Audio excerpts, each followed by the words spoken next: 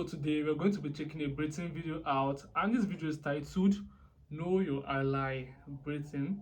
This is the first time reaction. Please, if you're new here, please consider liking, subscribing, and the link to my Bami Coffee will be down. Please check that out. That's one way for you to support this channel. Thank you for doing that, and let's get right into this video of today, guys.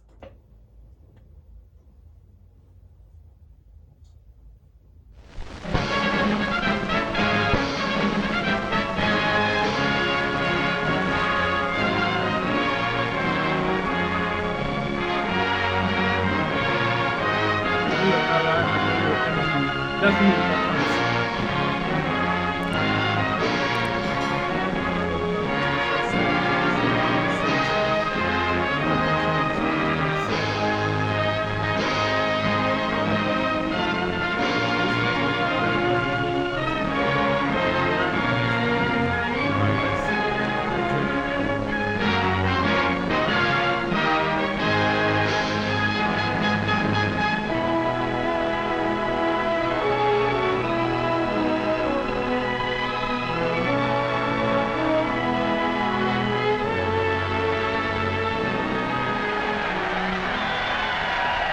Robbie.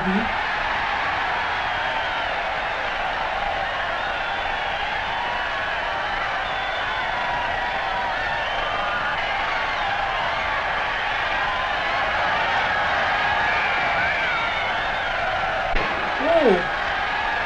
I didn't even know they were using gun back in the days. Like, imagine the ref that used to stop holding the gun. Like, there's no way in hell you won't stop. Like, the ref have this is the definition of I have the final say. That's what the ref is doing right there. Like, if the ref says stop, red card, yellow card, like, bruh, that's the final say because it's the man holding the gun. You don't have anything to say but just to obey him. It's really fun to see. That game wasn't won by the man who made that touchdown. It was won by a team, and every man on the team had a share in winning it. We're playing another kind of a game now, only this one isn't for fun. It's for keeps. This looks like And this game won't be won by any single player either. It'll be won by a team called the United Nations. The ball will be carried by the men in the backfield. The tough little guy from China, Big Joe Russia, John Britain, and a guy called Yank, the four greatest backs in the world. So let's take a look at the men who carry the ball with us. Who are they? How do they live? What makes them tick? Let's start with the one that's toughest to understand. The one we know just enough about to confuse us, John Britain. Here's where he lives. A little island no larger than the state of Idaho. 500,000 people live in Idaho. 96 times that many live in Britain. The Nazis and the Japs scream about Lebensraum, living space. But there are more people on a square mile of Britain than a square mile of Germany or Italy or Japan. More congestion than practically any place on earth except the New York subway or a sardine can. And that's a clue that explains a lot about John Britain. We build front porches on our houses because we didn't want to miss the chance to see our neighbors. But John Britain hides himself in a little box and plants a hedge around that to make sure he doesn't. Living that close to neighbors, privacy is part of the pursuit of happiness. And in the sardine can called Britain, they learn to get on with their neighbors. They have to. He's too damn close. Is Britain that small? That's why they have so little crime in Britain. Believe it or not, even in wartime, the British cop does not carry a gun, nor does the professional crook. And in 1926, when the world heard of this stoppage of work in Britain, that industry, transportation, the whole life of the country had been paralyzed by a general strike, it was still more surprised next day to learn that the strikers were playing football with the cops. You can only understand that if you live in a sardine can. The So second this, how clue. big is the Britain? Because you keep referring to be a sardine can. Is it really actually that small? Because I know the Britain is a powerful place, So like I was assuming it would be big. I just not have the time or the curiosity to like check how big it is. So please do let me know in the comment section down below, guys. This guy on our team. No part of Britain is more than 100 miles from the sea. Really? Every day for hundreds of years, years of peace and years of war, John Britain has seen ships sail from his island to the 7 seas. That means that whenever John Britain wants to bust out of his sardine can, it's the sea that gets him. He's been busting out for hundreds of years, and that led to Australia, South Africa, New Zealand, Canada, and for that matter, the United States of America. How did John Britain get on our team? Remember 1938? The Yankees won the pennant. Wrong way, Corrigan. The last trains ran on the 6th Avenue L. Well, John Britain got excited about the same sort of things. The bet he had on the Derby, or, as he would say, the Derby. His job. His kids. Getting his exercise on his day off. Preston North End taking the football cup. Okay.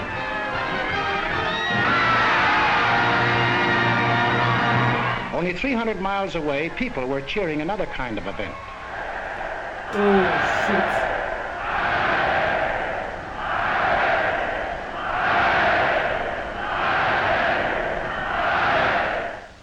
And in London... Actually, the invention made no sense. Like, you're in your own country, you just want another person's land. You just want to be the ruler of that person's land. And you just think the person is going to sit down idly and watch you take over the land. Like, it's going to fight back. So at that point, the federal is prepared to kill you to get to your own land, and that's not just fair. Thank God we're not living in that kind of time anymore, like the invasion time. There were some countries, apart from Ukraine, there's no other country being invaded at this point. But like, imagine we're living that time. How are we going to feel? How will you feel when you just like in your country, I just said like the other part of your country, like the northern part is being invaded by another country? Like, what will go through your mind? What will be your expression? How will you like digest that? It's really sad, guys. Every other British city and town, they read about what was going on in Europe, and they got sore about it. But they were also pretty well determined to keep it none of their business. Then, this looked bad. The Czechs had a mutual assistance pact with France, and France had one with Britain. This might mean war, even though everyone was anxious to avoid it. They'd been through one war, perhaps been wounded. Hundreds of thousands of their brothers and friends had been killed. There was nothing beautiful to them about war, and they had no desire for another.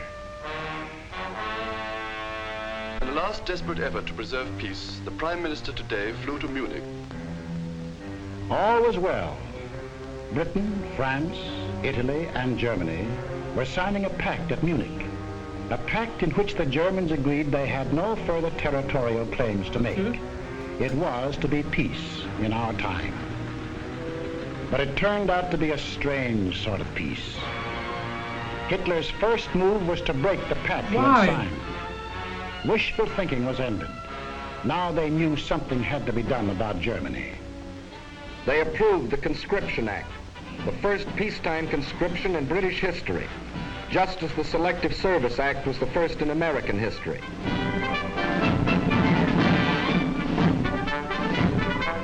The British had put their cards on the table. They had, in effect, said to Hitler, "That's enough. If you go into Poland, we'll fight." Hitler smiled. Like other would-be conquerors of Britain, Philip of Spain, Napoleon, Kaiser Wilhelm, he thought he understood the British. He didn't. The sleeping lion began to wake up. He was a pretty drowsy lion for the first 6 months of the war. He snapped and growled.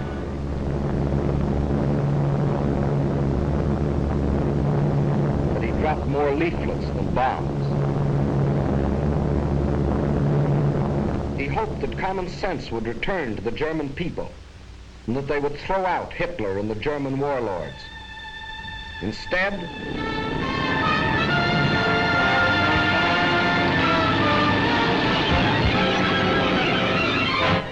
actually, the morning. fact they tried approaching this whole situation with peace says a lot. Like, you could just back down and let everybody just leave. But all the effort they put into getting peace was just like thrown to the waste bin. Like, it wasn't even considered, and that's really bad. And yeah, just imagine if they didn't win the war, what would be the story of today? Like what would be our story? Like that's the main. Like if you think about it, imagine they didn't step up and like take bold actions. Though they came with peace at first, but like imagine they didn't win the war. Like what would the world today look like? And like the thought of it is scary, guys. The German armies, without warning, invaded the neutral countries of Luxembourg, Holland, and Belgium. The King of the Belgians today surrendered his armies of more than 500,000 men. Marshal Pétain, as French chief of state, has asked for an armistice. The issue in France is ended. Britain was alone. Czechoslovakia occupied, Poland defeated, Denmark gone, Norway gone, Holland, Belgium, France gone. Only Britain now. Britain was alone. Hitler considered the war over. Everybody considered the war over except the British. At the 11th hour, the lion was finally aroused. We shall defend our island, whatever the cost may be.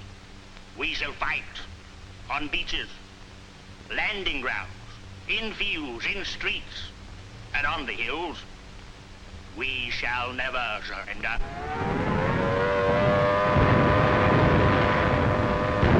For a year, they took everything that the Nazis could throw at them.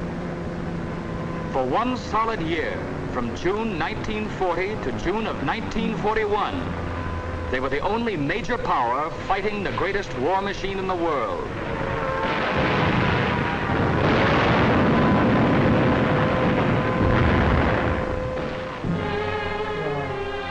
Wasn't a good thing.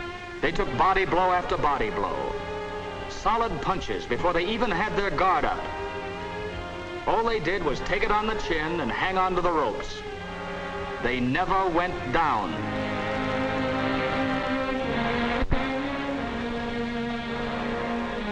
And while they buried their dead, they prepared grimly and defiantly for the day when they could strike back.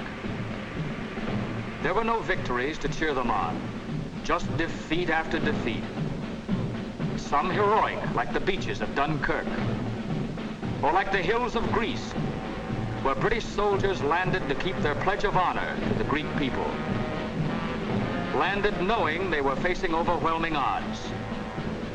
But some less glorious. Hong Kong and Singapore and Burma. But through all these long months, the British people were thinking and planning and working only for the day when they themselves could take the offensive. And that day came.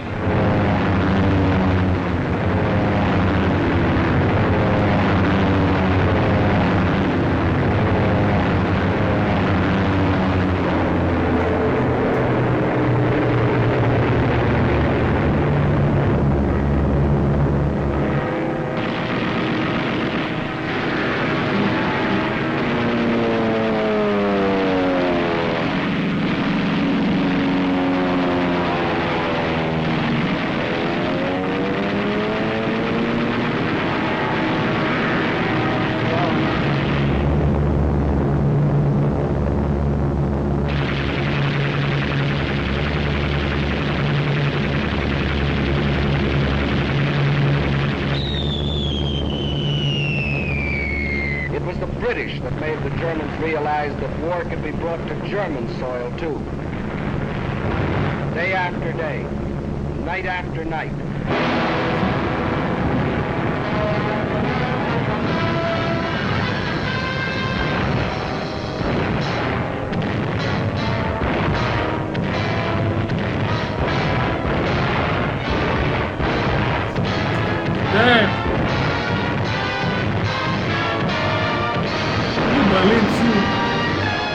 The offensive continues in greater and greater strength. That's in the air. and on the ground, 1,500 miles away in North Africa.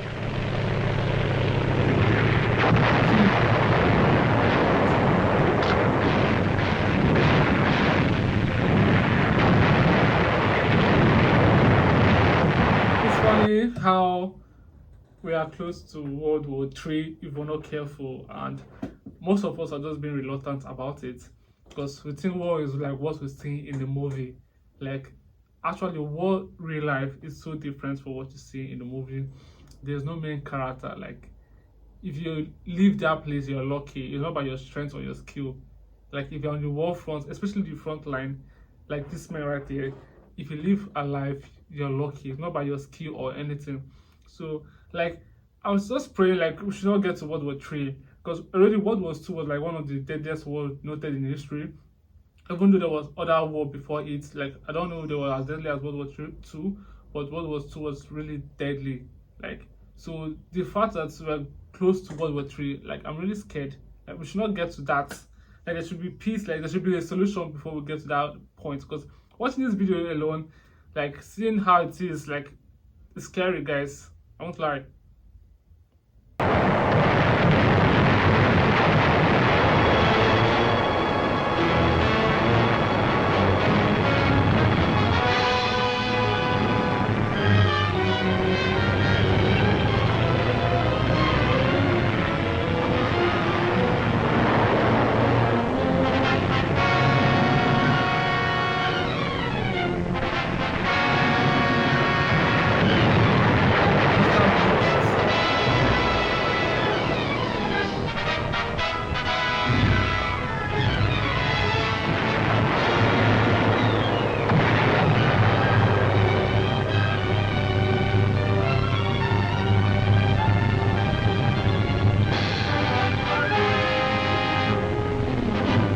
Wow, the fruits. Like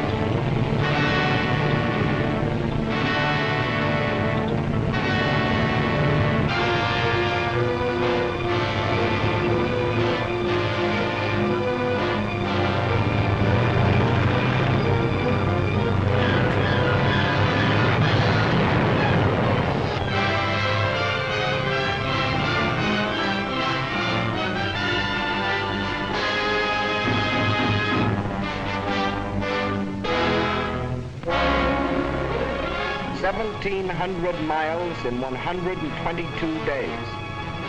1,700 miles of sand and wind and enemies. Once more, the people of Britain heard their church bells ring.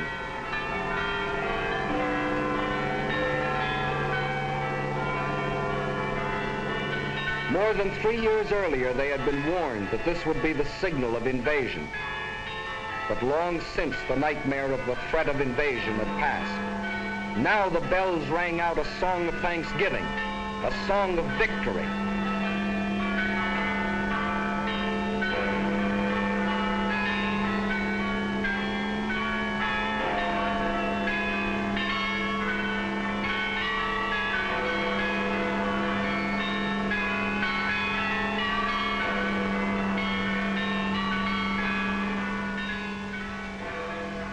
Now there's the plain and simple truth about Britain.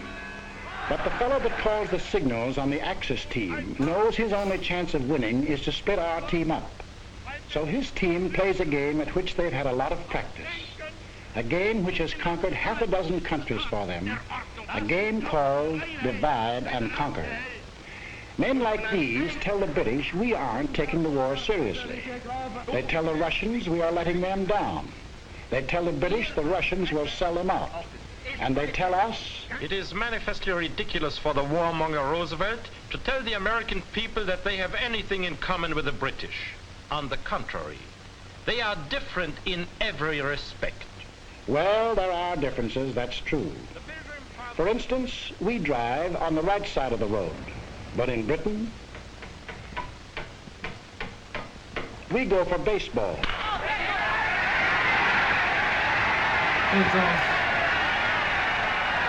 They have a little number called cricket.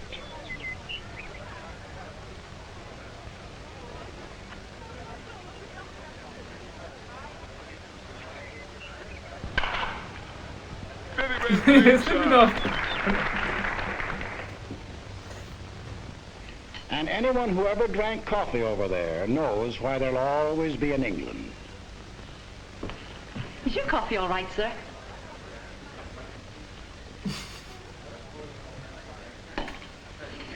Give us a glass of half and half. Have you heard about it, boys? Give us another glass of half and half. Blimey, you'd have thought it happened to poor old Bill. And another bloke here. So I went in to sup my dinner, but it's that and buckets and I was getting swarch. Hey, lad, that's bad. Moan Tchaikovsky's smaller piano works. Are they kidding, Jack? Why the cockamamie sprinkling some schmaltz mixed with celery tonic? Why do they all mush so much with corn pone in their mouth? You all can't understand a word they say. Yes, there are differences. But there are a few things that Britain and America do have in common.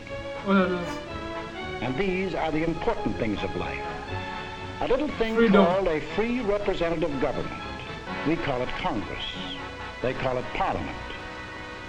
A little thing called freedom of speech. In the next war, you've not got to go to it. They'll bring the war to you. And the thing is, if you take a tip from me, go and live at the Dorchester, because the trenches are just outside. This meeting is called on the auspices of the American Workers' Party, an organization dedicated to the... George Washington. And in Parliament Square, the most sacred spot in the British Commonwealth of Nations, Abraham Lincoln. Of course, Hitler doesn't like this kind of talk. His job is to sell the British that we are a nation of money grubbers and gangsters. Well, in the next studio, he is selling us the idea that the British are gutless and dopes. The John Q. Public and John Britton are entirely different. All right, Hitler, where are these miners? Wales or West Virginia? These farmers, Devonshire or Wisconsin? These steel workers, Sheffield or Pittsburgh? These children, American or British, they live in lands which share the same hopes, the same ideals, and unlike the poor children of Germany, in lands where the truth is free.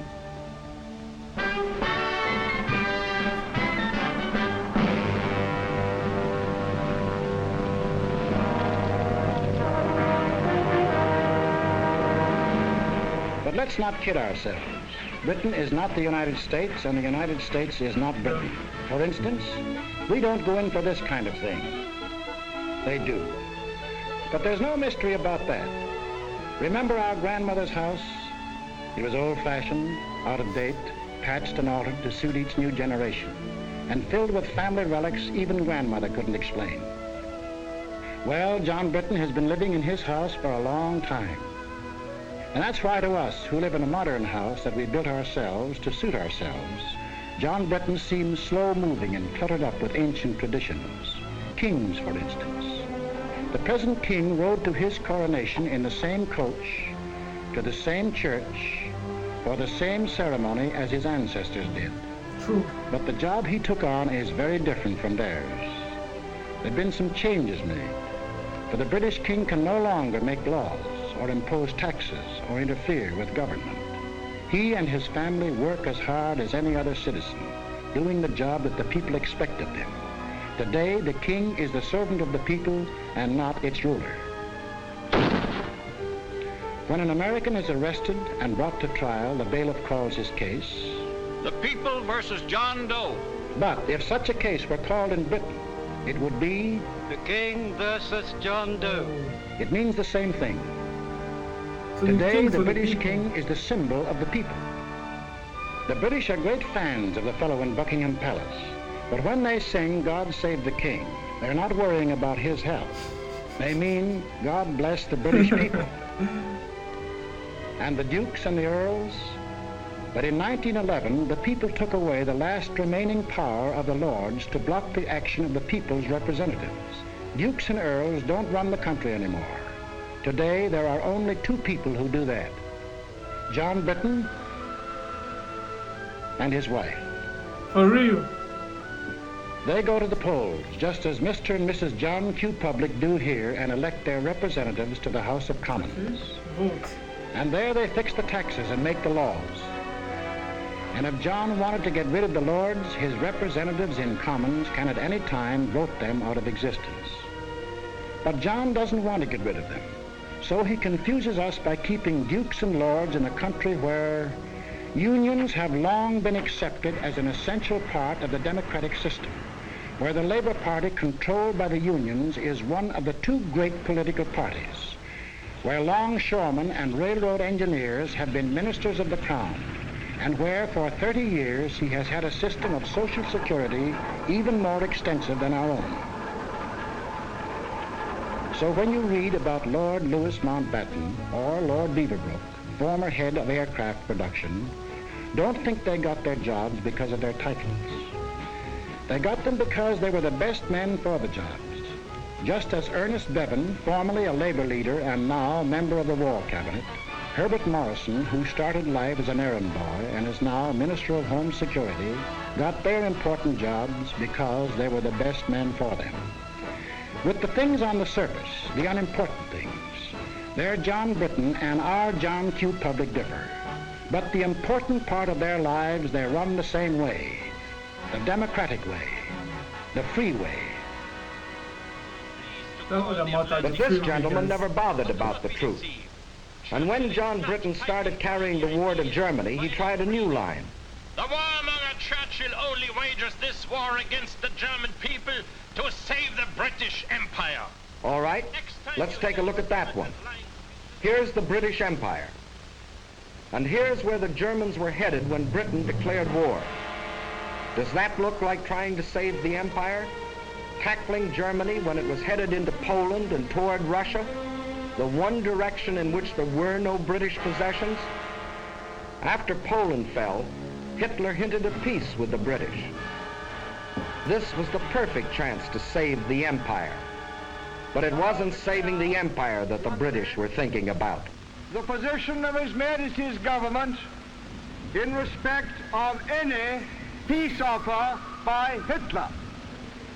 We are not, in any circumstances, prepared to negotiate with him at any time on any subject. Very good. And after Britain had been on the losing end, month after month, it had another chance to save the empire.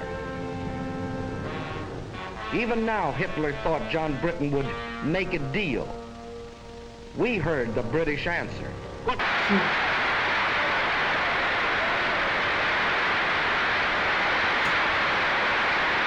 And let's take a look at this British Empire. The freedom we fought for in 1776, Britain has since freely given to Canada, Australia, New Zealand, South Africa. These are independent nations with their own parliaments, their own laws, even their own money systems, their own tariffs, which often work to Britain's disadvantage, their own armies and navies. Britain couldn't even take them into war if she wanted to. That's a problem they settle for themselves. Each one of the British Commonwealth of Nations declared war on Germany of its own free will. Of course, no one ever talks about the British Empire today without mentioning India. And men of goodwill in Britain, as well as other countries, have been outspoken in their demands for Indian freedom. For no man who believes in democracy can support foreign rule of any people. But there are things that many of us do not know about India. For instance, that India pays no taxes to Britain, either directly or indirectly. That the Indians fix their own tariff laws, frequently to Britain's disadvantage. That of the Viceroy's Executive Council, 11 of the 15 members are Indians. And in the courts, 10 of every 11 judges. Furthermore, that no Indian is ever conscripted for service in the Army and Navy. It was voluntary enlistment that raised the Indian Army from 170,000 at the outbreak of war to 1.25 million today. And on the subject of India, listen to the words of Field Marshal Jan Christian Smuts. He fought against the British 40 years ago, was defeated in his fight, and still became the leader of one of the British Commonwealths of Nations, Prime Minister of South Africa. India, if she will, can be free in the same way and by the same means as Canada, Australia, and New Zealand are today free sovereign states. Their peoples worked out a constitution for themselves. The same course is open to India, if the peoples of India will agree about the terms of a free constitution. Freedom isn't a thing that can be imposed from without. It can only be created from within. The Indians have a responsibility to reconcile the differences that exist in the vast Indian population with its 100 different languages, its dozens of different religions. And on March the 11th, 1942, the British government placed itself on record and promised full self-government to India if India will work out a constitution that will satisfy its people after the war is over. But during this war, military leaders agree Allied troops are needed in India as an effective bloc by the democratic world to keep the Nazis and Japs from uniting. Further, India provides the bases for United Nations bombers to get at the Japs in Burma. In other parts of the empire, too, democracy stands on guard.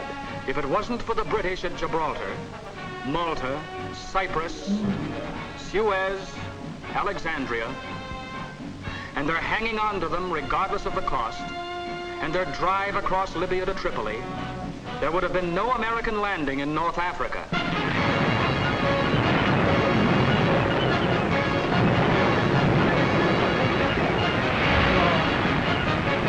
There's another tune the Nazis play about the British Empire. The British are sitting back, letting others fight the war for them. Ooh, we know that tune very well. Britain will fight to the last Australian or Canadian or New Zealander. The truth that thousands of Canadians and Australians and New Zealanders have gallantly fought and gallantly died in Crete, in Greece, in Libya. But there's something the Nazi mouthpiece leaves out, something pretty important.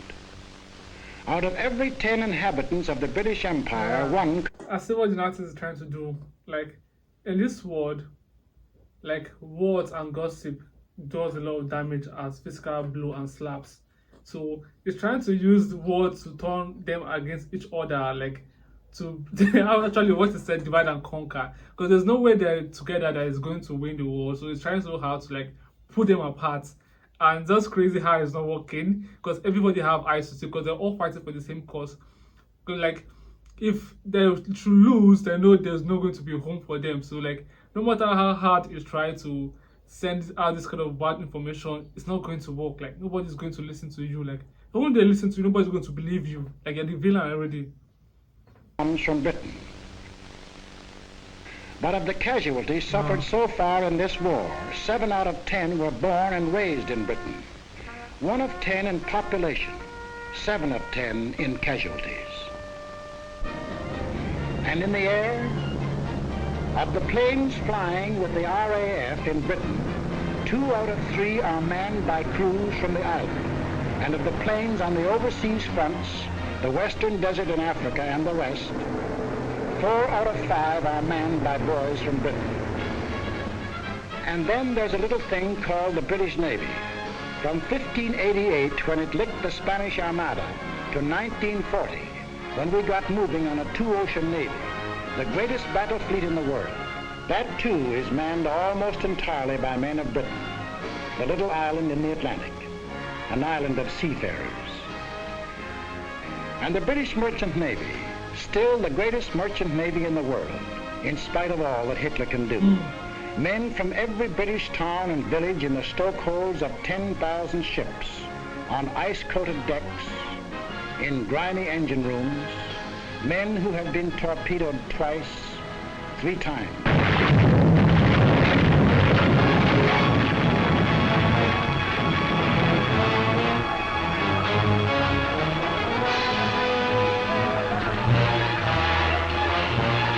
What was this song, guys? This one's so nice. There's one English sailor who's been torpedoed 6 times and still signed on again. But we never hear about these things because of a curious character whose ways will never be completely understandable to an American. John Britton himself. He has an idea he shouldn't talk about himself and what he does. He calls it bad form. We call it damn silly. He'd say of a Spitfire, "Oh, she's not bad, little kite." But this man, the boss of the German Air Force, can tell us that the Spitfire has been the most deadly fighter in the world. And we certainly need an interpreter when this happens. Hello, Bob. Had a good trip? Oh, all right. All right. Except that he spent 2 days in the icy waters of the North Atlantic after being torpedoed on the way to Murmansk. See this man? His name is Whitten Brown. And this man, believe it or not, is the first man who flew the Atlantic non-stop. Wow. In 1919, 8 years before anyone else, he and John Alcock flew non-stop from Newfoundland to Ireland. But as usual, the British let it go at that, and Whitten Brown went back into obscurity. There's nothing wrong with John Britton that a correspondence course in showmanship wouldn't cure. For a moment, imagine that you're not American, but British. You'd still be in uniform, for in Britain, every man between the age of 18 and 41, unless he cannot be replaced at a vital workbench, is already in uniform. Really? Your old man, too. He's had to quit guessing about the last war, for they're now starting to draft men up to 51. Dependents or no dependents. If you've got yourself into this mess, your draft board will say, "Frightfully sorry, old chap, but you're in the Army anyway." And your kid sister, if she isn't a sailor, or in the Air Force, or the Land Army, or a ferry pilot, or in the fire brigade. Now, everybody was playing their role except for kids. Like, they needed every single man, every single person they could find. Like, that says a lot. Like, they actually did a lot. Like, they put in a lot of effort for this peace we're enjoying right now. Just imagine they didn't put this kind of effort. Like, what would be our life right now? What would be the say right now? So we'll be planning a revolution, like, because I heard Hitler wants to make the whole of Africa a farm, and trust me, it's not going to stop at Africa. We just keep extending to conquer the world. I feel he just wanted to conquer the whole world. So at this point, the whole world will be under slavery. So we'll be still planning revolution against him, and like, it's so sickening to only hear myself say these things. Like, wow. Probably in the Army. Well, they've drafted unmarried women up to 30. First 9,000! And even if she's married, every woman up to 41 can be drafted to work in war plants. And it's a real draft, for 8 million workers, men and women, can't quit their jobs or be fired without government permission. Britain is only 20 miles from German guns and German planes. Everybody, man or woman, young or old, is in the front line.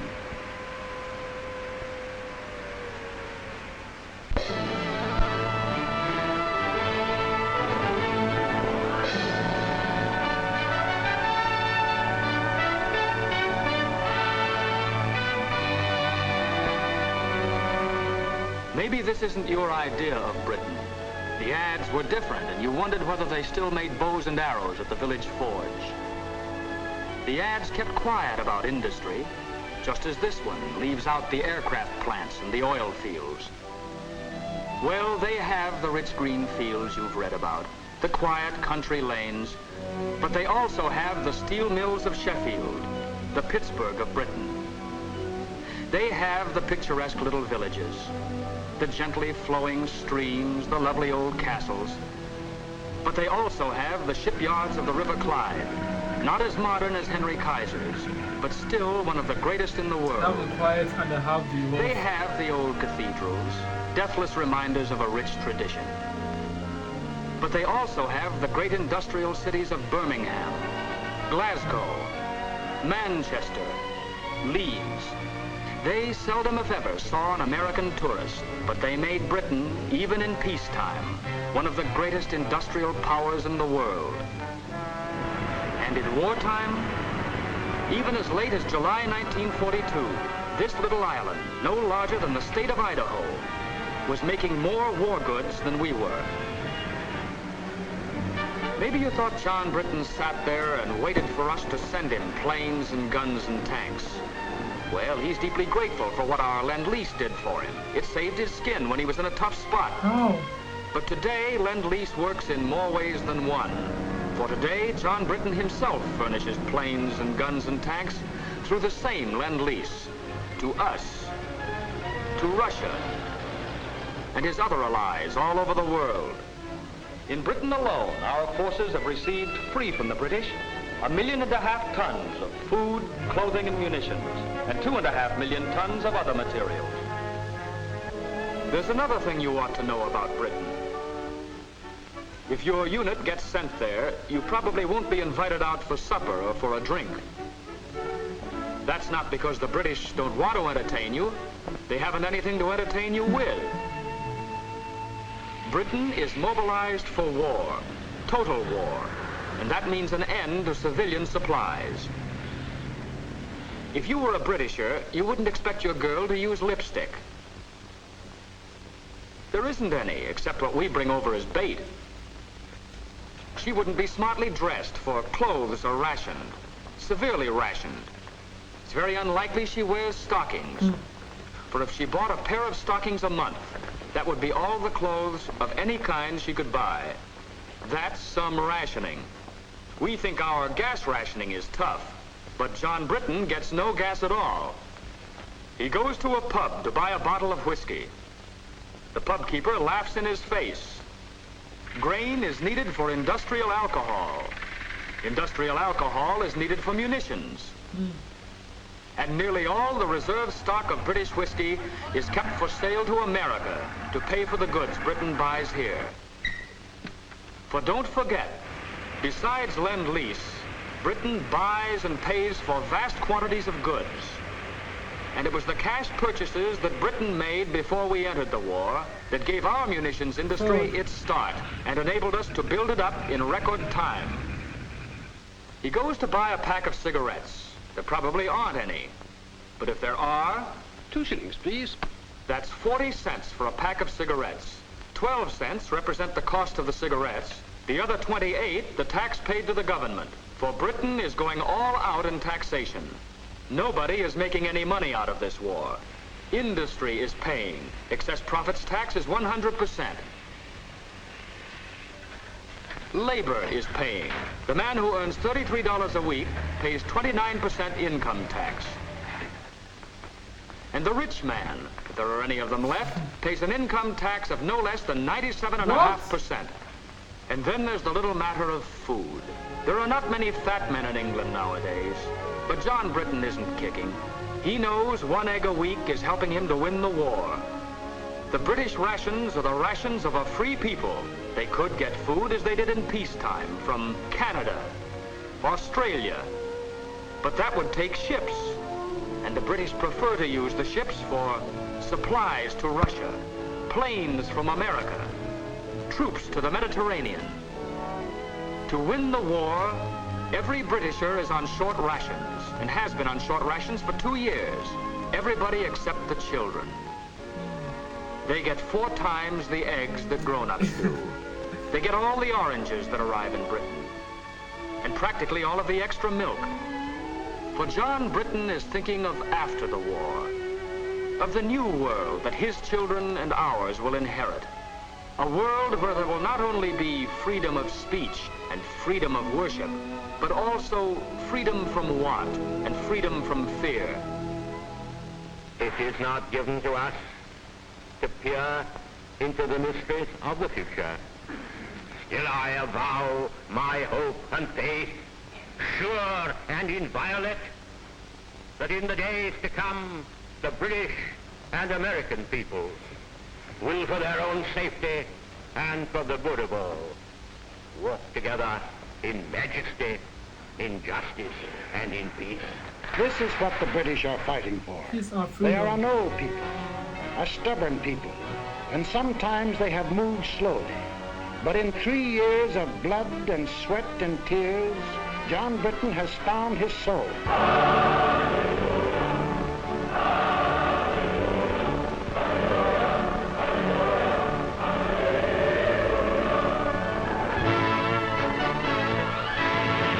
Now he is tough. Now he is determined, and now he knows where he is marching, to victory and to a new world. He's a good man to have on our team.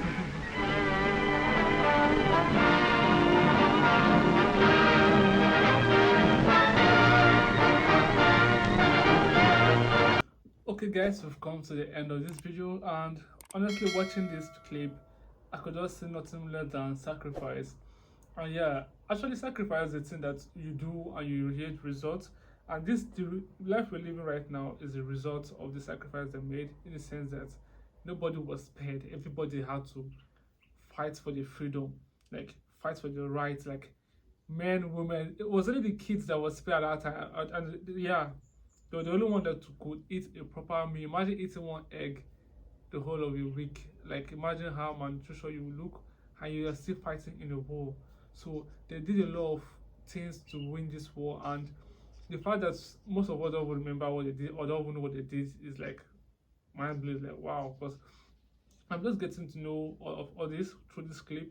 This clip is really educational to me, in the sense that I could never know this actually happened. I know of World War II, but I didn't know they went through this kind of routes to win this war. Because I knew, like, okay, like your history will just tell you how it was, how it went, and how it was won, but not like in detail like this video. So this video does do a very good job at explaining every single detail of how they did their things. And yeah, they put in a lot of work to win this war. And again, while watching this video, I was just thinking to myself, what if these guys lost this war? What would be our life right now? How would this world look like? Like the freedom we have today, freedom of speech, like you can go anywhere you want, you can do anything you want to do. At this point of our life, you can become anything you want to be. There's no limit to anything. You can be anything you want to be, guys. So imagine they lost this war. What would be our life? That was just like the word ringing in my back of my head. So seeing them go through everything, I was like, it's really worth it. Like the freedom they fought for is worth it. Thank you guys for watching with me. What do you think about this video? Please tell me in the comment section down below. If this is your first time here, please consider liking, subscribing, and the links to my Bambi Coffee will be down. Please check that out. That's one way for you to support the channel. Thank you for doing that, and I hope to see you guys at my next video. Stay safe and bye for now, guys.